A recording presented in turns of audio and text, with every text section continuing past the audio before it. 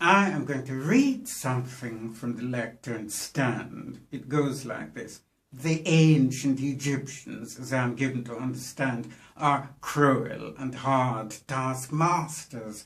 So that comes from Exodus 1, 13 and 14. And they made the children of Israel to serve with rigor. They made their lives bitter with hard bondage. Now, the only person to have a kind of misgiving to all of this, in fact, he's speaking the opposite, is John Romer.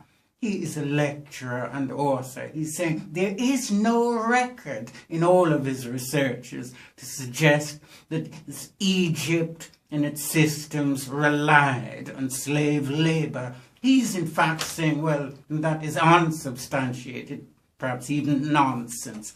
But then if we look at Ashraf Kwesi taking his students down to the Nile Valley to look at the tombs at the walls, West Bank, down in the Valley of the Kings every year, he is saying, for instance, that the earliest documented creation story on the walls of Memphis, no mention of Israelites at all.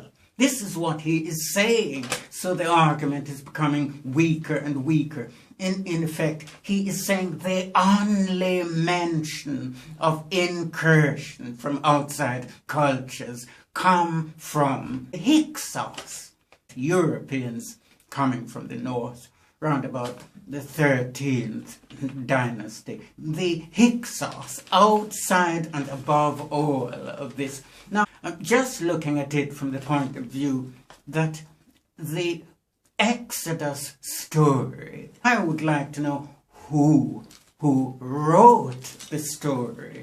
For instance, a babe, as one would have had it, was seen floating down the Nile. A babe was seen in a basket. A babe was rescued by somebody. A babe was taken to the princess.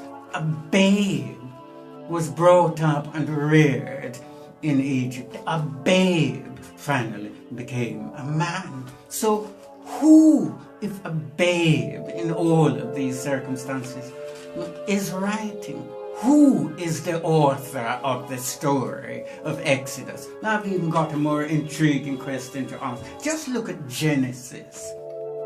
Who wrote the book of Genesis? We're just going by the language of the street. If it's said from cradle to the grave that Moses wrote, it says in Genesis 2 verse 5, there was no man to till the soil, not even Adam. Moses was not yet born. So I leave that question with who wrote the book of Genesis. Now just look at Deuteronomy 34, 5, 6, and 7. It says Moses was dead in the land of Moab. Go on to the next verse where it says he was buried in the land of Moab. In the next verse, he lived his life 120 years. In the next verse, he was mourned by all those who idolized him. Again, I'm asking, who is the author? Who wrote the book of Deuteronomy? So I am thinking my assertions here and now are valid. That it says, ask and you will receive, seek and you shall find. This is classified information that unfortunately has been hidden hundreds or even thousands of years. No one can take issue with me for asking these are valid questions to raise. Now, there are other questions surrounding, you'd say, the presentation of the Egyptian story in Exodus gives us no time period whatsoever. Would it be happening King Pharaoh and his army, etc., in the pre-dynastic period? the dynastic period, the New Kingdom period, the Old Kingdom period, the Middle Kingdom period. We need to know these things. Secondly, it tells us absolutely nothing about the actual name of the pharaoh with whom we're dealing. Would he be Ramses the First, Second, the Third? Would he be Seti the First or the Second? Would he be... Come now.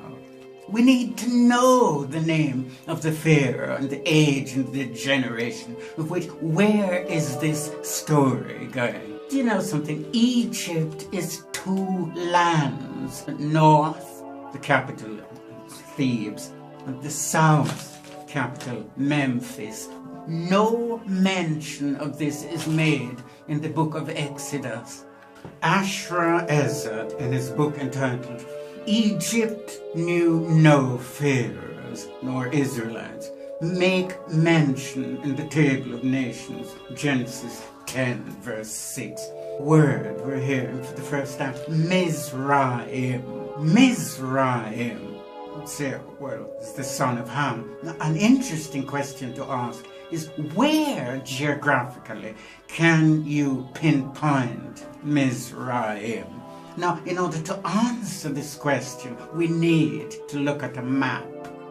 So if we looked at the topmost section of the map where it reads Egypt, and lower it says Arabia.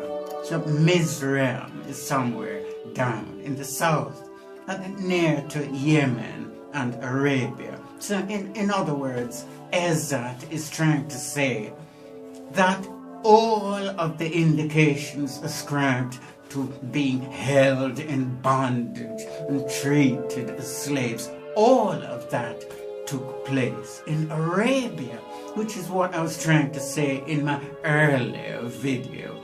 Is Moses mythical or real? Just follow through with Ezzard is saying, for instance, the damage, this malicious damage and misplaced story was carried out by the authors of the Septuagint translation. 70 from ancient Hebrewic scholars, you'd say, well, translated the Bible from Hebrew into Greek, and they were instructed by Ptolemy II. All of this begs the question, has Egypt, for instance, been a force of good influence in this world? I would say yes. Just look at the White House in the United States. The House of Heru in ancient Egypt is a reliving of that experience. Het meaning white, Het meaning house, Heru meaning the ancient Christ from out of the hieroglyphics. The Heru is the black god. Now, if we look, for instance, at Cain killing Abel, that there was no law at Mount Sinai.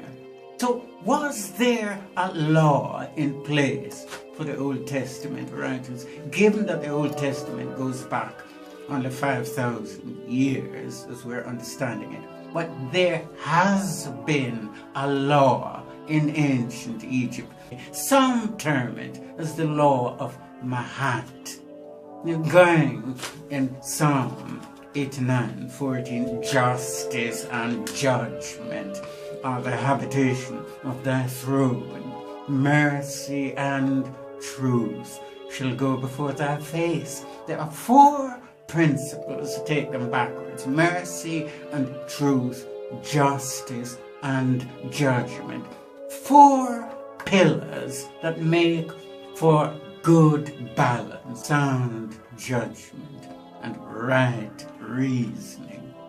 The four pillars: east, west, north, south. Four pillars. For instance, if you are Masonic, then the square has got 4 right angles, 90 degrees each. So the final at the end of the day is 360 degrees, making that square to be on the square, meaning you've got to live right, obey the commandments. Then there is the Trinity. Where do we get the idea of the Trinity from? Ancient Egypt. The Council of Nicaea in AD 325 established groundwork. For instance, Holy Father, Holy Mother, which at the time was Set, the African goddess, and Heru. She was now a white woman called Mary, the Mother of God. If we look at the Lion of the tribe of Judah, which has been mentioned in scriptures so many times, there are no lions in Europe. A lion symbolizes strength, and the lioness is the protector of the pride of lions. At the end of the day, all I am saying in actual fact is we need to re-examine certain concepts to do with the way that Old Testament Bible writing is presented to us. We do not know who are the authors of the Torah now, do we? As I've explained earlier. The language of the street will always be saying Moses was the author, but it needs to be reconstructed in our quest to establish wisdom, knowledge, and understanding.